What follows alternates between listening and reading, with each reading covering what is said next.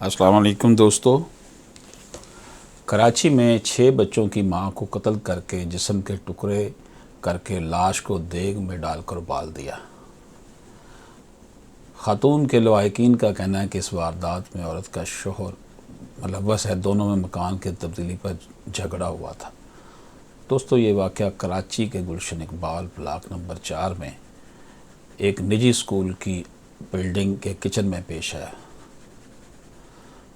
ملزم اور مقتولہ کا تعلق پرا چنار کی توری بنگش قبیلے سے تھا۔ دوستو، اسکول کی عمارت میں واقعہ کچن میں پہنچے تو جو عینی شاہدین ہیں انہوں نے کہا کہ ہم نے دیکھا کہ دیگ کے اندر خاتون کی لاش موجود ہے اور چولہا جل رہا ہے، جس کو دیکھ کر وہ دنگ رہ گئے۔ خاتون کا الٹی طرف کا پاؤں کٹا ہوا تھا جو کچن میں موجود تھا۔ دوستو، عینی شاہدین کا کہنا ہے کہ خاتون کو پہلے مارا گیا، اس کے بعد دیگ میں ڈال کر جھلسایا گیا۔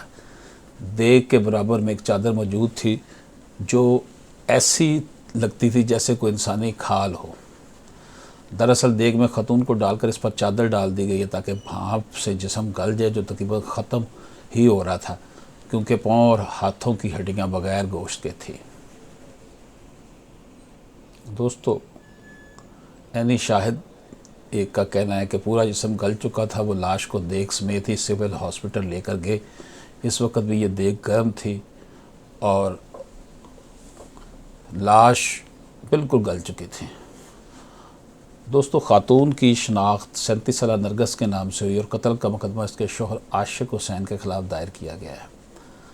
نرگس کے بھائی مشتاق حسین کا کہنا ہے کہ والد نے 22 سال قبل ان کی بہن نرگس کی شادی اپنی مرضی سے پھپھی زاد عاشق حسین سے کر دی تھی، جن کے وطن سے 6 بچے ہیں۔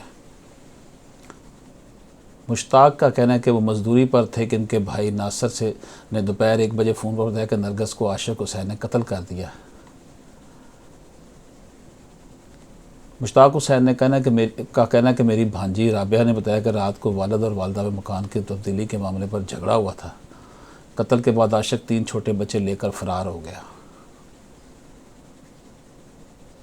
مشتاق حسین کے مطابق ان کی بہن چاہتی تھی کہ وہ پہلوان گوٹھ میں رہیں، جبکہ شوہر کہہ رہا تھا کہ وہ غریب ہے، 14,000 روپے تنخواہ مل رہی ہے اور وہ وہاں کا کرایہ نہیں دے سکتا کیونکہ وہاں 15,000 کرایہ ہے اور 50,000 سے 1 لاکھ روپے ایڈوانس ہے۔ دوستو،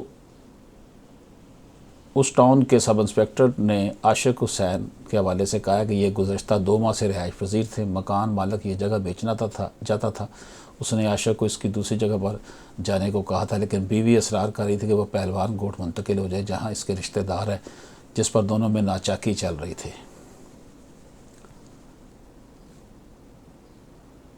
عیدی فاؤنڈیشن کے جو رضاکار ہیں ان کا کہنا ہے کہ ایسا واقعہ انہوں نے کبھی نہیں دیکھا کہ اس طرح دیگ میں لاش جھلس رہی ہو۔